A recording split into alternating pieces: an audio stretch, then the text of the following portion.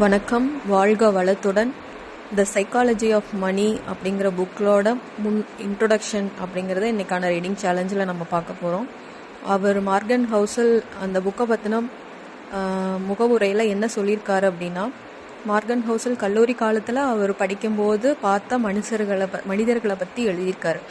ஒருவர் தொழில்நுட்ப வல்லுனர், மேலாளர், நிறைய தொழில்கள் உருவாக்கி அதில் வெற்றி கண்டவர். செல்வம் குறித்து எப்பொழுதுமே தற்பெருமை பேசுபவர். தங்க நாணயங்கள் வாங்கி நண்பர்களுடன் கடலில் வீசி விளையாடும் அளவுக்கு தற்பெருமை எண்ணம் கொண்டவர்.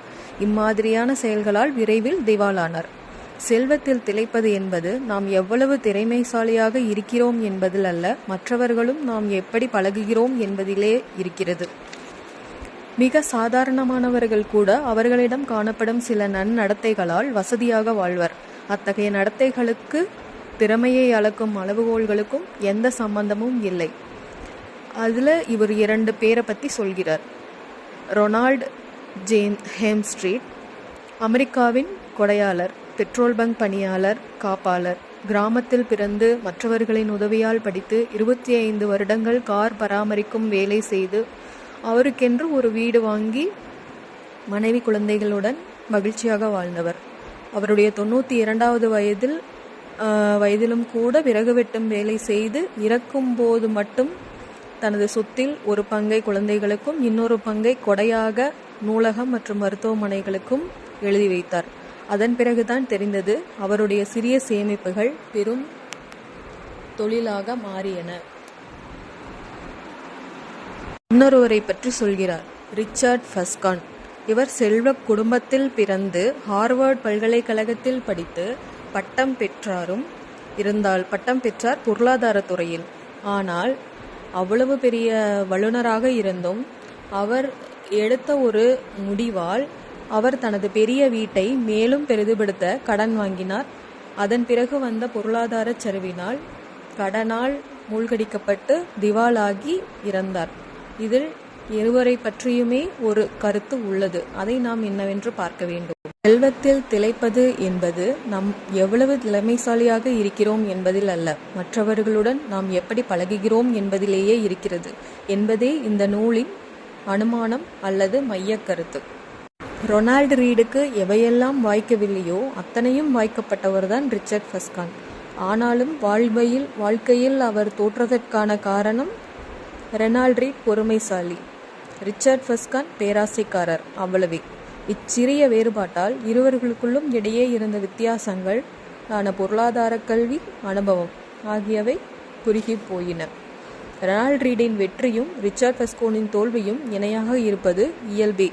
இதன் மூலமாக நாம் தெரிந்து கொள்ளும் 2 விஷயங்கள்: லாபம் ஈட்டுவது என்பது அதிர்ஷ்டத்தினால் விளையக்கூடியது, அது அறிவாற்றலுக்கும் முயற்சிக்கும் அப்பாற்பட்டது. 2வது கருத்து, பொருளாதார வெற்றி என்பது மிக கடினமான அறிவியல் இல்லை என்பதே. பணம் குறித்து நாம் என்னவெல்லாம் அறிந்துள்ளோம் என்பதை விட நாம் எவ்வாறு மற்றவர்களிடம் நடந்து கொள்கிறோம் என்பதை முக்கியமாக கொண்ட பழகுகலை அல்லது மென்திறன்.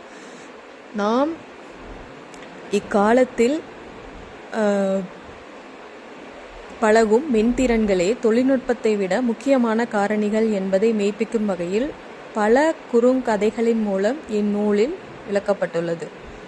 6 மாதத்திற்கு தேவையான நிதியை எப்போதும் கையிருப்பாக வைத்திருப்பதையும் சம்பளத்தில் 10% சேமிப்பதையும் அதற்கான தீர்வாக நமக்கு சொல்லியும் தரப்படுகிறது தான் இன்றைய பொருளாதார அறிவியல். நாம் எதை செய்ய வேண்டும் என்ற அறிவும் கல்வியும் நாம் அந்த செயலை செய்ய எத்தனிக்கும் போது நம் மூளைக்குள் நடக்கும் எதையுமே சொல்வதில்லை.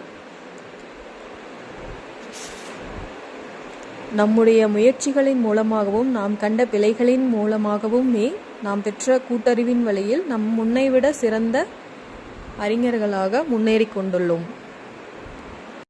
இதற்கான காரணம் என்ன என்பதை அறிய முற்பட்டு பொருளாதார நெருக்கடி கொடுத்து நான் மேலும் படிக்க நேர்ந்த போது அது நிதி குறித்ததென்று கொள்ளாமல் அதை உளவியல் ரீதியாகவும் சரித்திரமாகவும் பார்ப்பதே மிகச் சரியான கோணமாக இருக்கும் என்ற எண்ணம் என்னுள் மேலும் மேலும் வலிமை பெற்றது. அத்தகைய மக்களின் பேராசை, பாதுகாப்பின்மை, எதிர்காலத்தின் மீதான அதீத நம்பிக்கை ஆகிய குணங்கள் வெளிப்படும் கதைகளை நாம் கற்று பணத்தை எவ்வாறு கையாள வேண்டும் என்பதற்கும் இந்த நூலில் ஒரு 20 அத்தியாயங்களை நான் அமைத்துள்ளேன். அதை நீங்கள் படித்து பணத்தை எவ்வாறு கையாள்வது என்பதை உணர்வுபூர்வமாக தெரிந்து கொள்ளுமாறு கேட்டுக்கொள்கிறேன். இப்படிக்கு மார்கன் ஹவுசல்.